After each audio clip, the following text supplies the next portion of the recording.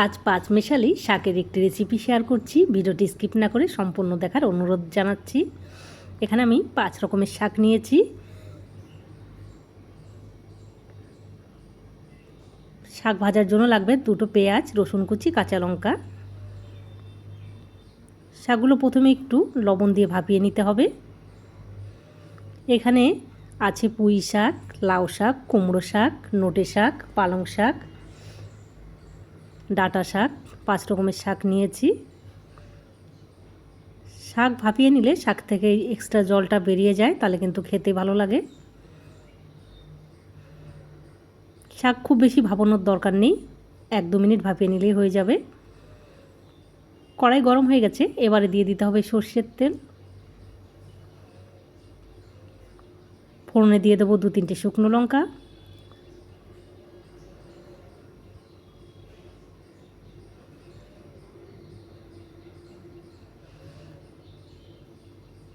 এই রেসিপিতে কিন্তু শুকনো লঙ্কা অবশ্যই ফোড়ন দিতে হবে, এর থেকে কিন্তু খুব সুন্দর একটা ফ্লেভার আসবে।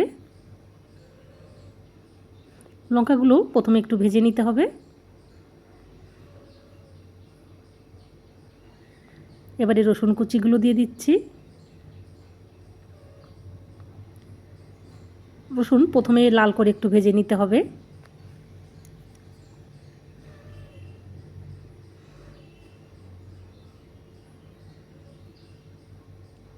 এবারে পেঁয়াজ কুচিগুলো দিয়ে দেবো।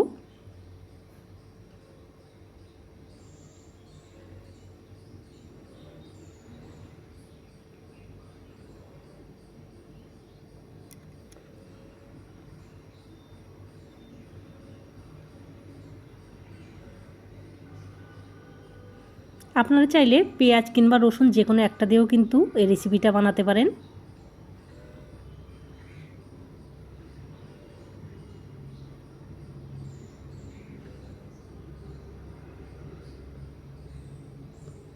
দিয়ে দিচ্ছি কয়েকটা চেরা কাঁচা লঙ্কা।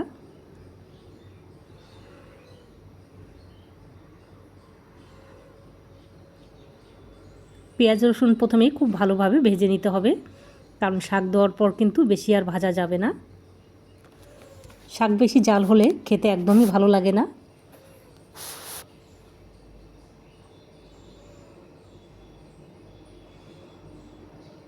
এবার এর মধ্যে দিয়ে দিচ্ছি পরিমাণ মতো নুন আর 1/2 চামচ হলুদ গুঁড়ো।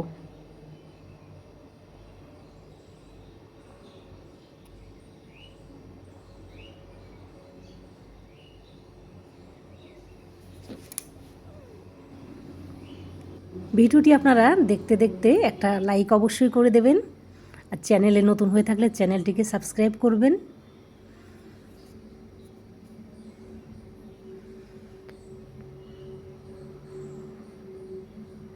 পেঁয়াজ খুব ভালোভাবে কষিয়ে নিয়েছি। এবারে সেদ্ধ করে রাখা শাকগুলো দিয়ে দিতে হবে। এই পাঁচমেশালি শাক ভাজা কিন্তু গরম ভাতে ভীষণ ভালো লাগে, অন্য কিছুর দরকার পড়বে না।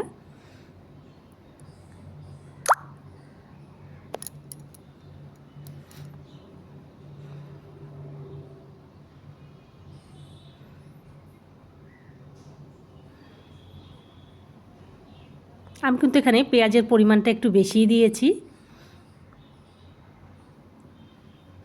আপনারা চাইলে পেঁয়াজের পরিমাণটা কমিয়ে দিতে পারেন।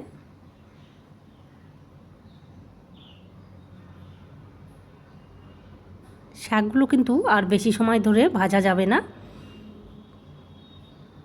2 মিনিটের মতো ভেজে নিয়ে কিন্তু নামিয়ে নিতে হবে।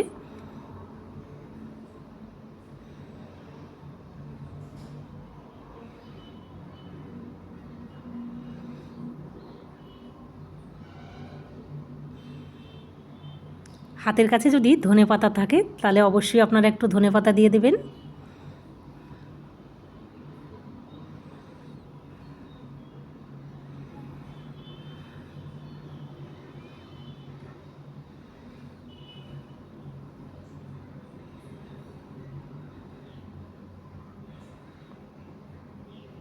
শাক ভাজা হয়ে গেছে, এবার নামিয়ে নেব। ভিডিওটি ভালো লাগলে লাইক, শেয়ার, সাবস্ক্রাইব করবেন।